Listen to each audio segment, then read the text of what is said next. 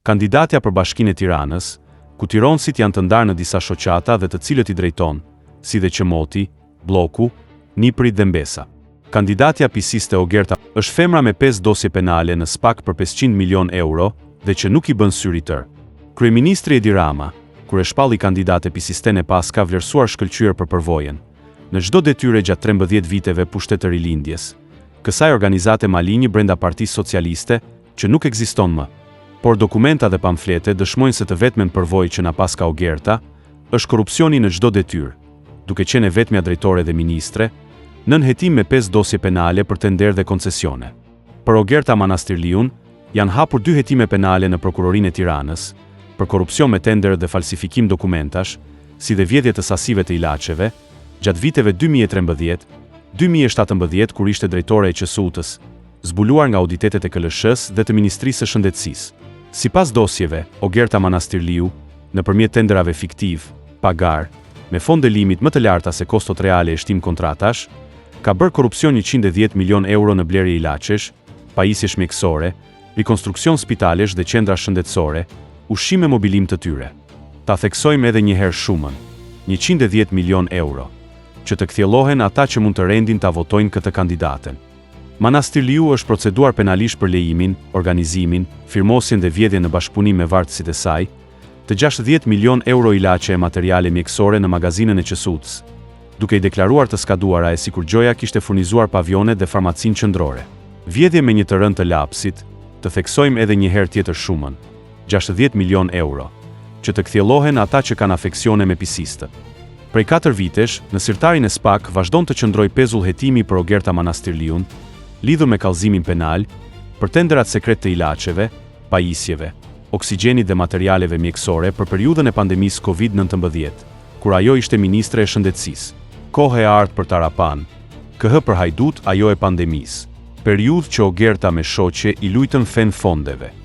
Sipas dosjes penale, Ogerta Manastirliu ka abuzuar me 50 milion euro tender sekret, dhe në 4 firmave klienteliste me negocim pagar.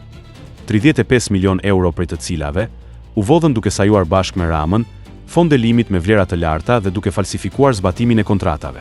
50 milion të tjera të kollofitura me të gjatin.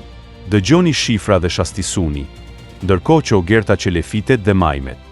Sipas raporteve në dosjet hetimore, rezulton se, gjatë periudhës prill 2017, gush 2023 si ministre e shëndetësisë, Ogerta Manastirliu ka kryer edhe 185 milion euro korrupsion me tendera.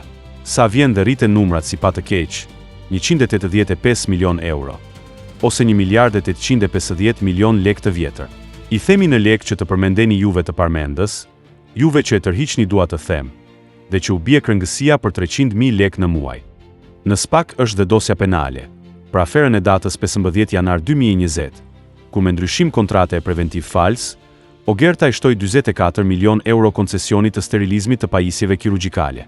Nuk kanë të sosur dosjet, por janë në koma dhe mos na vdesin ndonjë ditë dhe i mbeten euro të Ogertës dhe Palloshit.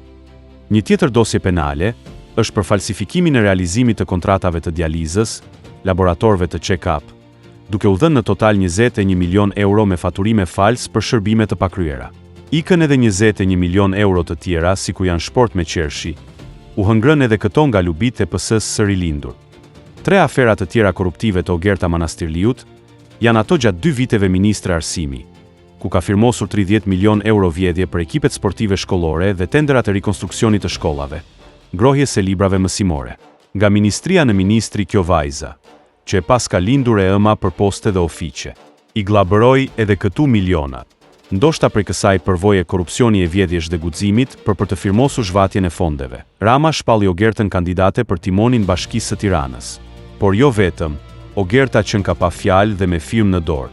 Kështu i do ustaj i vjedhjes kolegët në qeverisje, të heshtur, të bindur, edhe pak të mefsht, si për të amortizuar tensionet e panevojshme. Por në Bashkinë e Tiranës, Ogerta ka përvojë korrupsioni e vjedhjesh gjatë viteve 2004-2011, kur ka punuar dikur në ndrejtimin e Edi Ramës, atëherë kur ishte drejtoreshe strehimit, drejtoreshe shërbimeve sociale dhe drejtoreshe projekteve. Vlen të vlerësojmë se Ogertën e pas ka vërtet të besës dhe të bindur bimbashi Hajdut, dhe Ogerta e meriton të kandidohet kudo dhe kurdoher. Ogerta bërtet, shoku Ed, me ty për jetë. Këtë listën e korrupsioneve me shifra astronomike e morëm nga pamfleti që i ndjek qosheve këto aferat me shumë zero.